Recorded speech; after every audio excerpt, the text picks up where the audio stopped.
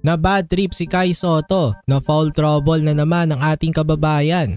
Tumila pa naman sa sahig ang partner ni Kai na si Yuki Kawamura. Game day na ulit ni Kai Sotto at ng Yokohama. Makakalaban nila ngayon ay ang Nagoya Fighting Eagles. Sa start pa lang ng first quarter, nailang agad ang big man ng kalaban sa presensya ni Kai sa loob. After nyan, kinalabaw pa ni Kai ang big man ng Nagoya.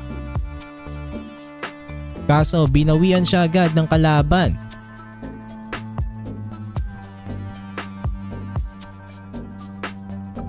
Nasupalpal naman si Kawamura pero na-rebound ni Kai ang kanyang miss shot at naka-score na naman si Kabayan. Kaya lang nakapag-commit na ng 2 fouls itong si Kai kaya maaga pa lang nilabas na naman siya ng kanyang head coach. Kitang-kita nga ang pagkakadismaya ni Kai habang nakaupo siya sa bench.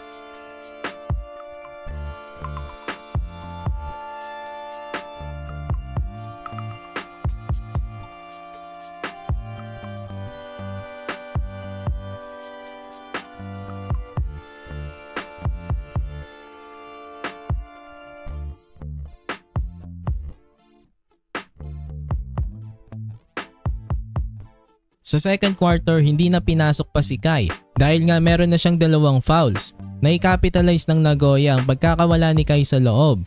Nakalamang sila ng 6 points at the half, 38-32.